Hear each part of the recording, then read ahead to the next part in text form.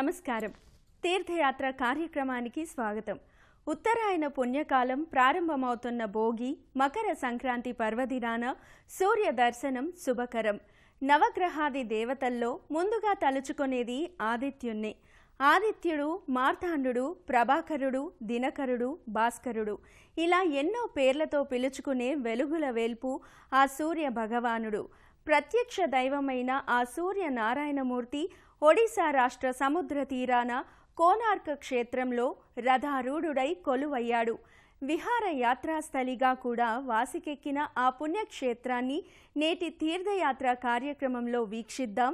కోనార్క సూర్య దేవాలయ అందచందాలను దర్శిద్దాం.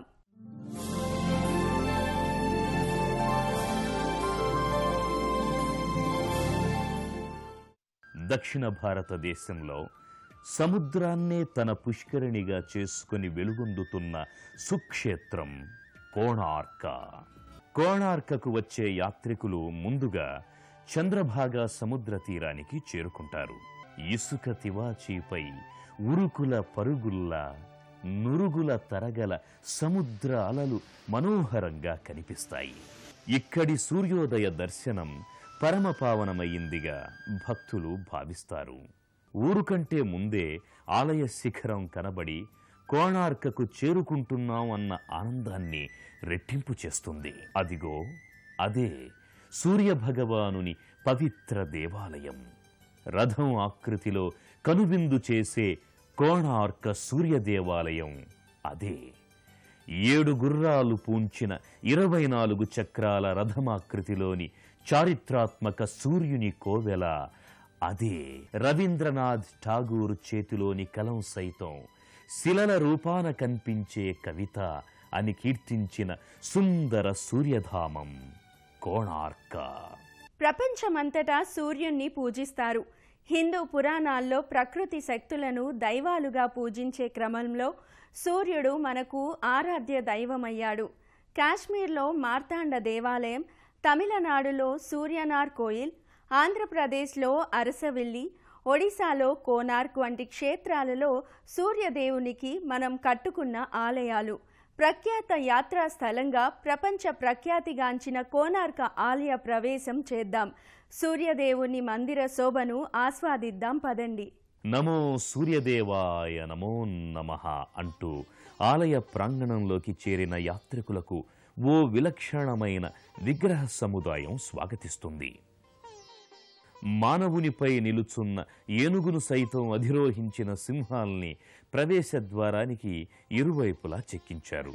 ఈ ప్రతిమలు, ఈ శిల్పాలు మదపుటేనుగులా విజృంభించే మానవాంతరంగ భావాల్ని జ్ఞానం సింహం వలె అధిష్ఠించి అదుపులో ఉంచుకోవాలనే సందేశానికి ప్రతిరూపమని ఇక్కడి వారు చెబుతారు. 13వ శతాబ్దంలో గాంగేయ వంశ పాలకుడు 1వ రాజా నరసింహదేవ నిర్మించిన ఈ కోణార్క దేవాలయం పవిత్ర సూర్య దేవాలయం మాత్రమే కాదు, ఓ చారిత్రక కట్టడంగా కూడా ప్రపంచ ఖ్యాతి నొందింది.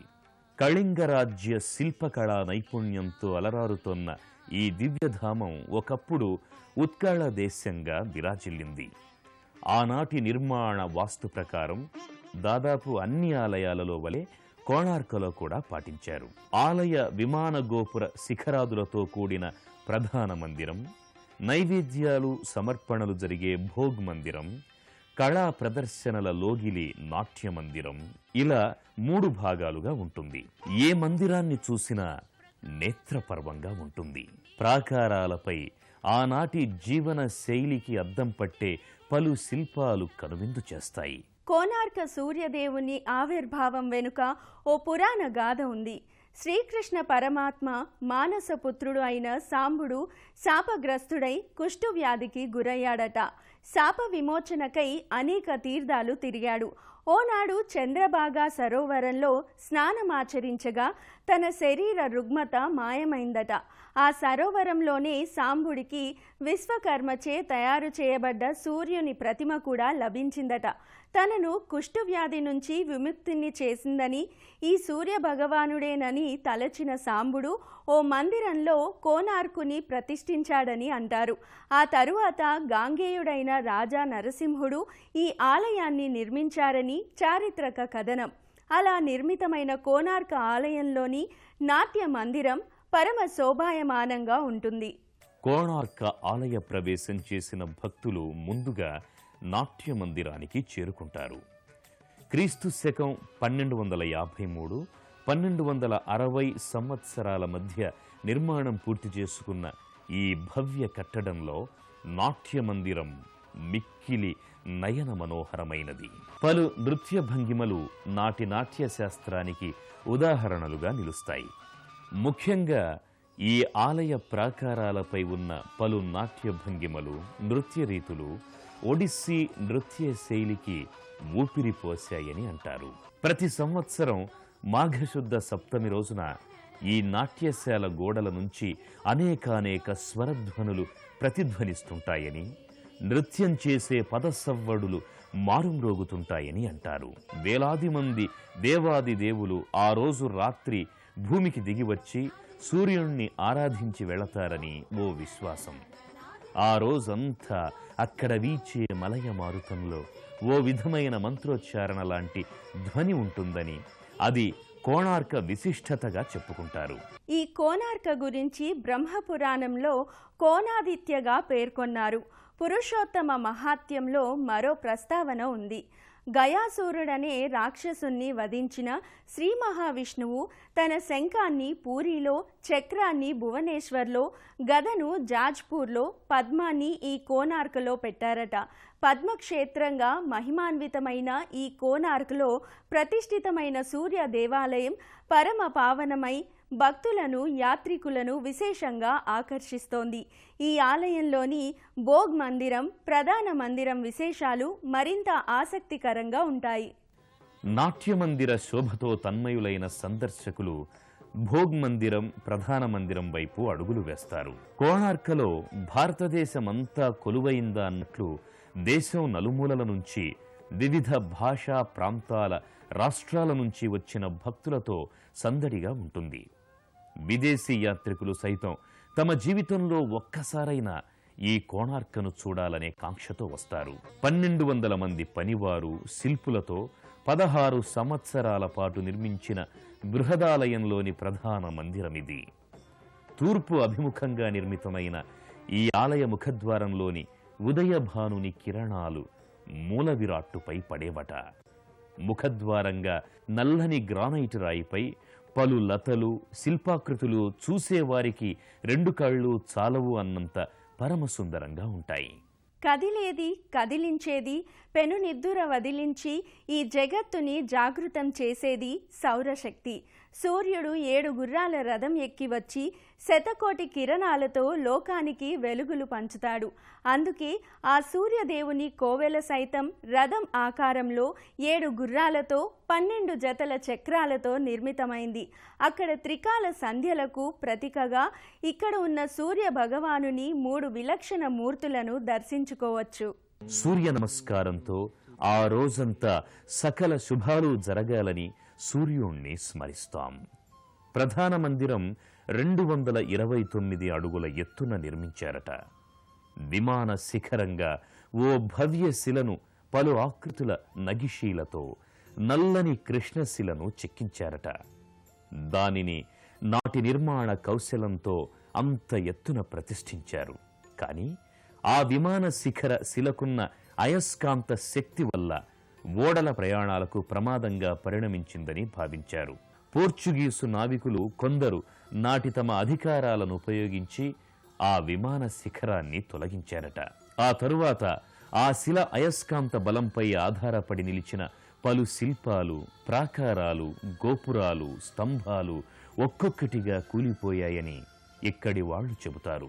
గర్భాలయం ప్రధానమూర్తికి అర్చనలు సాగకపోయినా ప్రాతర్మాధ్యాహ్న సాయం సంధ్యల ప్రకారం ప్రతిష్ఠించిన 3 సూర్య విగ్రహాల దర్శనం అపురూపంగా భావిస్తారు.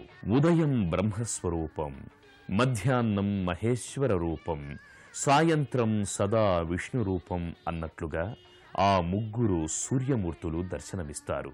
కోణార్క ఆలయ సముదాయానికి ఉత్తరం వైపున ఉదయభానుని విగ్రహాన్ని దర్శించుకుంటారు. ప్రాతకాల సూర్యుని కిరణాలు ఆ విగ్రహానికి కిరణాభిషేకాలు చేస్తున్నాయా అన్నట్లు ఉషోదయ వెలుగులు పడతాయి. అందుకేనేమో సూర్యుని మోములో చిరునగవు కనబడుతుంది. దక్షిణం వైపున మధ్యాహ్నపు ఎండ అర్చన చేస్తున్నట్లుగా ఉంటుంది. మార్తాండ సూర్యునిగా మధ్యాహ్నపు సూర్య విగ్రహం చిరుకోపంగా దర్శనమిస్తుంది. పడమర వైపు పొద్దుగురుంకే సూర్యుని గోధూళి వర్ణంలో మెరిసే సాయం సంధ్యాకాంతులు హారతిస్తున్నట్లు కనిపించి పులకింపచేస్తుంది. సౌందర్యాన్ని అబ్బురపరిచేంత సౌందర్యం ఈ కోణార్క ఆలయానిది. ఇంతటి అందమైన కట్టడం వెనుక ఓ విషాద గాథ ఉంది. ఒరిస్సాలోని కూర్ధా రాజ్యపాలకుడైన గాంగేయ వంశపు రాజు 1వ రాజా నరసింహదేవుని ఆదేశానుసారం కోణార్క భవ్య మందిర నిర్మాణం ప్రారంభమైంది. 18 ఏళ్ల పాటు సాగిన ఆ నిర్మాణం ఎంతకు పూర్తి కావట్లేదట. రాజుగారు వెంటనే నిర్మాణం పూర్తి చేయాలని అతి కొద్ది గడువు నిర్ణయించాడట. ప్రధాన శిల్పి అయిన బిసు మహారాణ కొడుకు 12 ఏళ్ల ధర్మపాలుడు వచ్చి పరిస్థితిని గమనించాడు. తన బుద్ధి కుశలతతో ఆ బాలుడు అసాధ్యమైన గండశిలను విమాన శిఖరంగా అంత ఎత్తుకు సునాయాసంగా చేర్చాడు. అంతలోనే శిఖరంపై నుండి పక్కనే ఉన్న బంగాళాఖాతంలోకి దూకేసి ఆత్మ అర్పణం చేసుకున్నాడట. సమిష్టి శ్రమ, శిల్ప కళాచాతుర్యం, అనన్య త్యాగాలతో నిర్మితమైన కోణార్క్ ఆలయంలో తప్పనిసరిగా చూడదగ్గ విశేషాలు ఎన్నో ఉన్నాయి. ప్రధాన ఆలయాన్ని, త్రికాల సూర్యదేవుల ప్రతిమలను దర్శించుకున్న భక్తులు ఛాయాదేవి మందిరానికి వెళ్తారు. అక్కడ నుంచి ముందుకు సాగిన యాత్రికులకు మరో విశేష దృశ్యం కనబడుతుంది. సూర్య రథచక్రంలో ఒకరోజు కాలాన్ని 8 భాగాలుగా విభజనకు గుర్తుగా 8 ఆకులుగాను, ఆయా కాల విభజనల్లో జరిగే దినచర్యలు శిల్పాలుగా ఉండడం ఇందులోని విశేషం. కోణార్క్ ఆలయం ఆనాటి చారిత్రక మానవ సమాజ చరిత్రకు సాక్ష్యమిస్తుంది. అయితే ఇదే పవిత్ర ఆలయ కట్టడాలపై కామశాస్త్రానికి చెందిన విగ్రహాలు కూడా చూడచక్కని రీతిలో చెక్కారు. ఆలయ సందర్శనంతో పాటు లైంగిక విజ్ఞానాన్ని కూడా అందిస్తున్నారా, లేక మరేదైనా అంతరార్థం ఉందా అనే చర్చ నేటికి ఉంది. కోణార్క్ సందర్శనంలో భాగంగా ఆ శిల్పకళా విశేషాలను కూడా చూద్దాం. ఈ ఆలయ సందర్శకులకు దేవతామూర్తులు పురాణగాథలలోని పలు ఘట్టాలు శిల్పాల రూపంలో కానవస్తాయి. మానవ జీవితంలో అన్ని పార్శ్వాలను ప్రతిబింబించినట్లే గోప్యంగా సాగే స్త్రీ పురుష లైంగిక జీవన విధానాన్ని కూడా శిల్పాలుగా చెక్కారు. ఆ రోజుల్లో రతికార్యాన్ని కూడా బాధ్యతతో కూడిన సృష్టి కార్యంగా భావించేవారని, తద్వారా పునఃసృష్టి కొనసాగించే దైవ కార్యంగా పాటించేవారని ఓ వ్యాఖ్యానమున్నది. దైవ దర్శనానికి వచ్చిన వారి ఏకాగ్రతా శక్తిని పరీక్షించేందుకే ఇలాంటివి ఏర్పరచారని మరో వాదన కూడా ఉంది. బ్రహ్మచర్యంపై ఆధారపడ్డ బౌద్ధమత పురోభివృద్ధిని ఆటంకపరిచేందుకే ఈ కామ ప్రకోప శిల్పాలను దేవాలయంపై చెక్కించారని మరో వాదన ఉంది. ఏది ఏమైనా ఈ శిల్పాల శైలిలోని శిల్పకారుని కళా నైపుణ్యం మనల్ని ఆశ్చర్యపరుస్తుంది. గ్రహాలన్నింటికీ అధిపతి సూర్యదేవుడు. ఆ దినకరుని ఆలయం వెలసిన తావుననే నవగ్రహాలయం కూడా ఉంది. కోణార్కకు వచ్చిన భక్తజనులు నవగ్రహాది దేవతలను కూడా దర్శించుకుంటారు. కోణార్క ఆలయానికి వచ్చిన భక్తులు దాదాపు అందరూ ఇక్కడ కొలువైన నవగ్రహాది దేవతలను సందర్శిస్తారు. వెలుగులిచ్చి లోకానికి చూపునిచ్చిన వేల్పు సూర్యుడు. ఆరోగ్య ప్రదాత అయిన ఆ సూర్యదేవుని చల్లని చూపులు సకల జీవులపై ప్రసరించాలని ఆకాంక్షిద్దాం. కోణార్క ఆలయాన్ని సందర్శించిన వారందరికీ ఆ ప్రత్యక్ష దైవానుగ్రహం లభించాలని కోరుకుందాం.